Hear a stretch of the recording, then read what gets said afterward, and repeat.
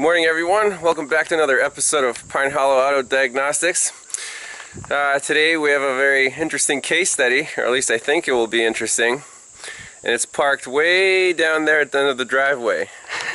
That's how far it made it up under its own power, and then it stalled out. I know it's a Chevy truck, and the owners said I think they're new to the area, and they bought it 2 years ago, and they use it to tow horses around, in a trailer. And they said ever since they bought it, they had a check engine light flashing when they're going up a mountain, with a trailer. And then they said it always overheats when you're going over the mountain, but then it cools back down. And just recently it started stalling out on them. Just that idle in town stalls out. Sometimes it starts, sometimes it takes a while to start. And then I guess they took it to a shop and they scanned it. There's some misfires, and their best guess was to replace the fuel pump, and I guess they approved that repair, and so it has a new fuel pump on it, but I think it still has the issue. So they brought it over here for word of mouth. So we're gonna try to see if we can get this truck figured out. I guess I'll just grab the scan tool and hike down there and bring you along. Alright. Here we are at the truck. It's a 2003 Chevy Silverado 1500 HD. It's kind of rare. It's got the 6-liter V8. There you go, 6-liter. And first thing I'm going to do is just scan for codes here. So let's see, you got 118,000 miles. We auto ID'd the truck. That looks correct. So let's read some codes.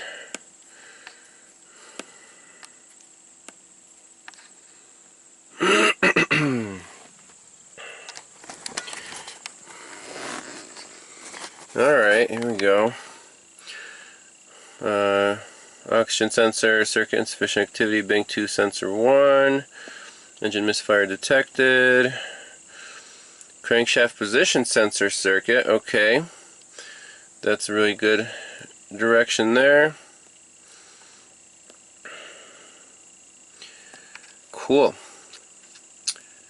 So I'm thinking this is what's causing our stalling. The misfires might be related, might not be related.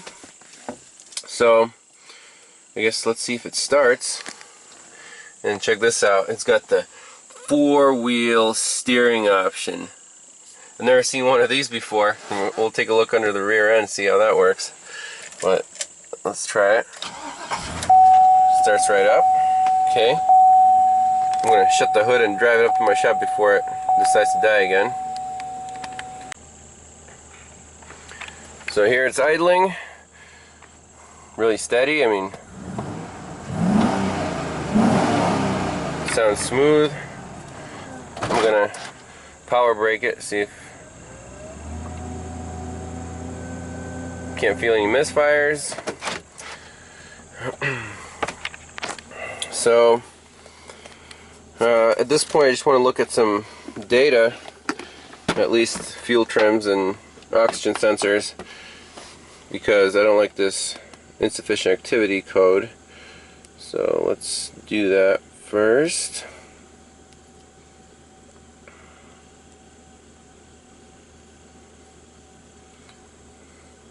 Let's do engine data 1.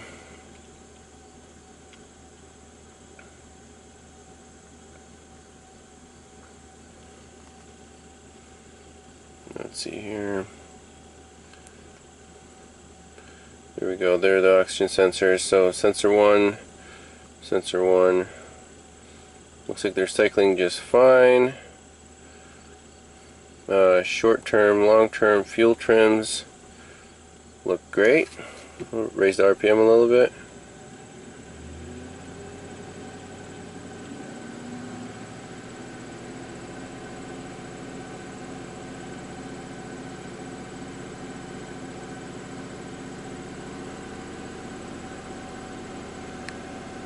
I think that looks pretty normal. Here we are back at idle. Nothing wrong there. So for the oxygen sensor code, I've seen these Chevys throw the insufficient activity. Maybe the sensor's just getting old, but you know, it's still mostly functional, so I'm not worried about that. Basically, at this point, we have to focus on this crankshaft position sensor, and I guess the easiest thing to do would be put a scope on the signal wire at the computer and then just drive it around until it acts up. And alright, so the first thing I want to do is, you know, we're on the component test meter here on the Veris. We're looking up the information for the crankshaft position sensor, you know, where it lives, where the easiest place to test it. So just some background info. It's a 3-wire magnetoresistive type sensor with internal analog to digital converter circuitry. So I would call that a Hall effect. I mean, magnetoresistive, yeah. So it's a Hall effect sensor. Produces a square wave, and let's see, electric wheel has 2 different size notches, and then it sends a 24x signal to the PCM, and then the PCM uses the signal to determine crankshaft position for injection, ICM control, and misfire detection. So this is a key, you know, key player for timing everything. Now, it lives, it says, behind the starter. Okay, starter must be removed to service the sensor. And then the PCM, though, is actually easier to get to. It's up by the driver's side fender. So it actually shows you the pins where to back probe it. So we want to go for this CKP signal 24x dark blue and white, which is pin 12 on connector 1. So it'd be in that row there.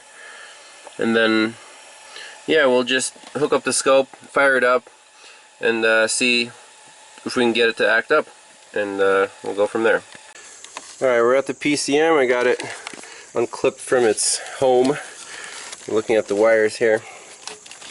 So the upper connector C1, we're looking for pin 12, and they're actually nicely labeled. There's 12, a dark blue and white with a white tracer. So that will be our guy right there for the crankshaft position sensor signal. So let's get a T-pin in there, back probe it, and then see what the signal looks like. Alright, so we got our pin 12 back probe with a really thin needle, because you don't want to disturb the weather packing in there too much. You don't want to show a fat T-pin in a computer connector. But anyways, the computer's just hanging out here. Make sure it's not touching any belts when we take it for a little test drive. I'm not too worried about that. And we have our leads coming out. Make sure the hood closes, doesn't pinch anything. It's good. And come out here to our scope. It's definitely handy to have extension leads, so you can actually go for a test drive while, you know, back probing something under the hood. So now let's go to our scope multimeter.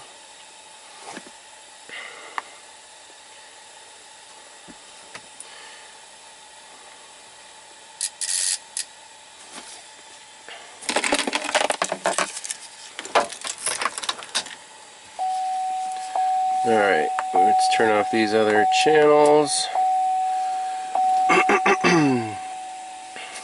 So the key off. Let's see, it looks like we have 5 volts on our signal right now. Let's go down a little bit.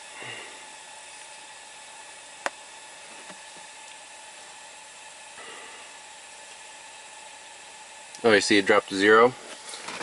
So that's the PCM kind of falling asleep. Alright, so when I turn the key on,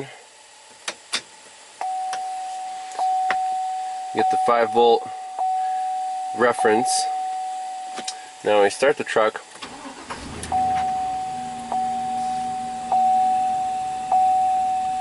we don't see anything at all. This is interesting. Definitely did not expect this.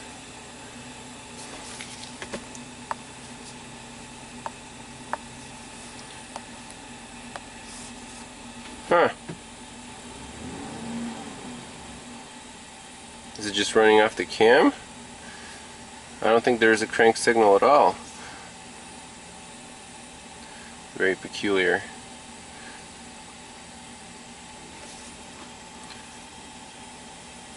Let's shut it off again.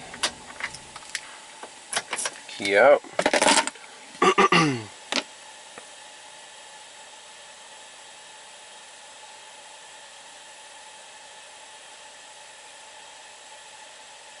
And it should drop to 0 in a couple seconds here. There it goes. Okay, well, this is a little unexpected. What I was thinking was going to happen was, we'll still see a signal, but intermittently it would either drop out or not reach the right threshold, because right now the check engine light is not on. So I don't know when it actually runs this test for the crankshaft position sensor, but this is definitely a problem.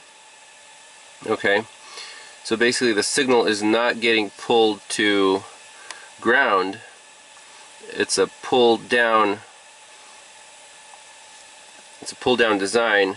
So the computer sends out 5 volts, and then at the Hall effect sensor it'll pull that signal down to ground, the square pulses, and that will make everything work. So at this point, maybe I'll try a bypass test with a test light, just to pull the signal down, see if the injectors fire or something, or the ignition coil, and then we'll actually have to go to the sensor itself and see if it has powers and grounds. But yeah, otherwise there's just no signal right now. Alright, so we're going for the crankshaft position sensor under the truck. Pop the starter out, actually really easy, just 2 long bolts there. And behind that, so you can get some lighting up in here. Let's see, right there, you can see our crankshaft position sensor. See that? It's sticking right out of the engine block there. And then the connector for it is right here. So let's do a few quick checks at the connector. So I have my test light connected to metal shield down here, so that's a ground. Now let's see if our test light works, and the key is on, so this should be the 5-volt reference, and we do have power on here. I don't know if it's 5 or 12, but there's constant power on there. Now let's go for the signal wire. Sorry about the camera work. So we have a green, a yellow with a black tracer, that's the ground, and then our blue with the white tracer, which is the signal. This pin right here. So looking at the scope, I should be able to pull the signal, and it's still connected at the PCM. I should be able to just pull the signal down with my test light. So I'm going to touch the test light on that blue and white pin, and we're not seeing any change on our scope. So that's, again, unexpected. Now here I have just a jumper connected to the signal wire right in that splice, And if we connect it to our metal plate here, you can see our signal gets pulled to ground just fine.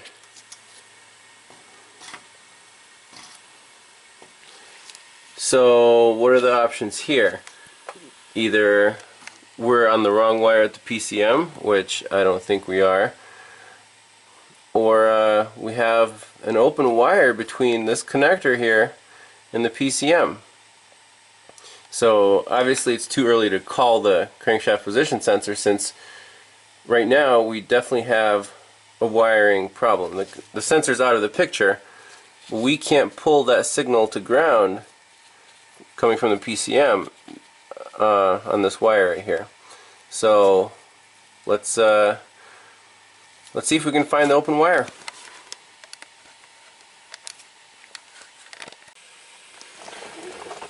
So before chasing the open wire, I decided to do, why not, a quick bypass test down here, just in case we are probing the wrong wire at the PCM, because I did see a couple blue with a white stripe wires.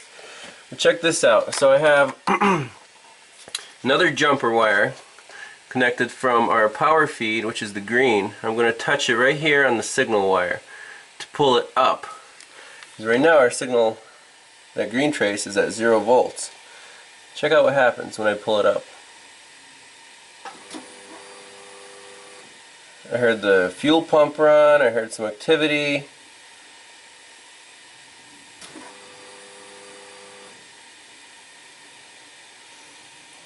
So how do you explain that?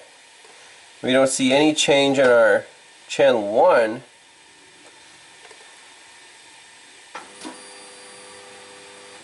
Okay, so we might be on the wrong wire in the PCM. So let's find an actual wiring diagram instead of running through the Veris here, and see where we went wrong. Like I said before, one of the frustrating things about doing diagnostics is your equipment and your connections. So looking at the scope again, we'll do the bypass test. So I'm touching the power feed to our signal wire that goes to the computer, and now looking at the scope,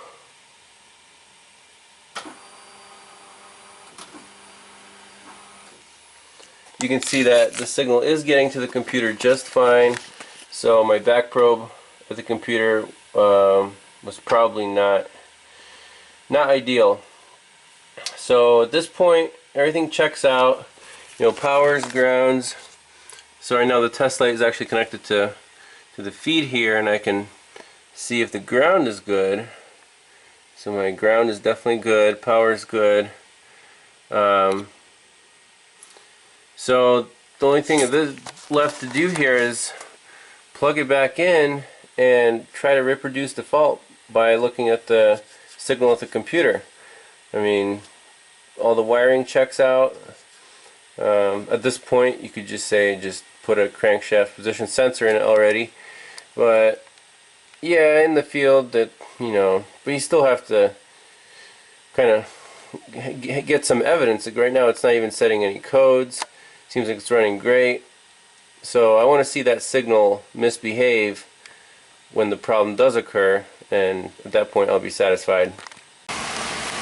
So I started up the truck and it started kind of slow, being long crank time.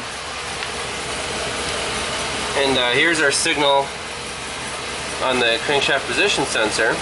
Okay.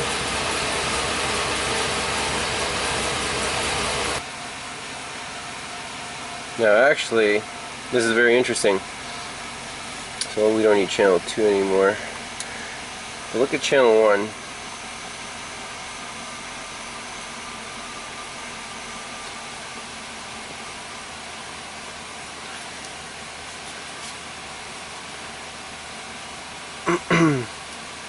You see the minimum is only 0.7 volts. What I've seen before is this signal doesn't drop enough to 0, it doesn't get pulled all the way down to 0, then you're gonna have issues, either no start, like crank no start, or misfires. But that's where the issue is. And that one time it was a crankshaft position sensor. So we've confirmed that the wiring is good. I just want to make this thing act up and see how far this level, you know, the low level, how far that rises before it actually stops running.